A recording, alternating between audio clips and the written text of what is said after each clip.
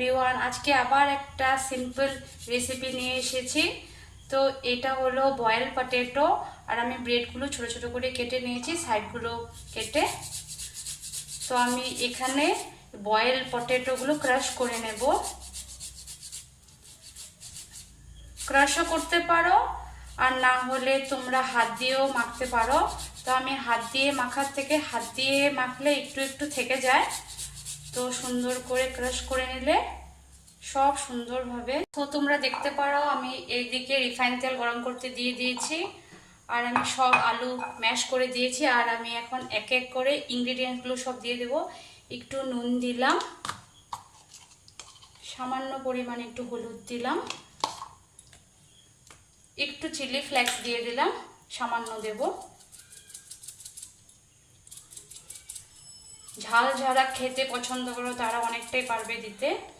আমার বেবি হয়তো বেশি ঝাল খেতে পারবে না, তার জন্য। আর এটা হলো অরিগানো, অরিগানো অল্প দিয়ে দিলাম, ফ্লেভারটা খুব সুন্দর আসবে। একটু অরিগানো দিয়ে দিলাম, আর একটু জিরে গুঁড়ো দিয়ে দেবো, সামান্য পরিমাণে জিরে গুঁড়ো দিয়ে দেবো। একটু গোলমরিচ দিয়ে দেবো, গোলমরিচ সব সামান্য সামান্য দেবো। একটু কাশ্মীরি লঙ্কার গুঁড়ো একটু দিয়ে দেবো, সব সামান্য সামান্য দিচ্ছি।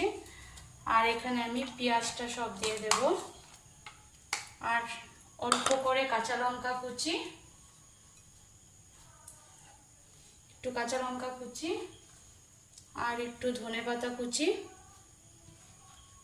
তারপর হোমমেড গরম মশলা, এটা আমি বানিয়েছি। আমি বানিয়ে একদম কাগজে পেঁচিয়ে একটা কৌটোর ভিতরে রেখে দিই, গন্ধটা খুব সুন্দর থাকে।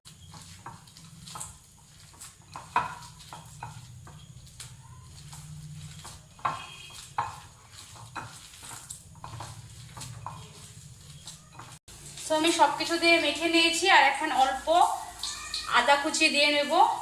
আর আমার তেলটাও মোটামুটি গরম হয়ে গেছে। তো তোমরা দেখতে পারো আমি একদম কম তেলের মধ্যে শ্যালো ফ্রাই করে নিচ্ছি, একদম আমি বেশি তেল দেইনি। তো দেখতে পারো একদম অল্প তেলের মধ্যে শ্যালো ফ্রাই করে নিয়েছি। তো হয়ে গেছে আমার ব্রেড চপ। এটা খুব সিম্পল, খুব তাড়াতাড়ি হয়ে যায়। তো তোমরা এটা একবার করে ট্রাই করতে পারো, আমিও দেখেই ট্রাই করলাম আজকে। তো অর্ণব খেতেও বসে গেছে, তোমরা দেখতে পারো সেলফের উপরে বসে বসে খাচ্ছে। তোমাদের বাড়িতে কোন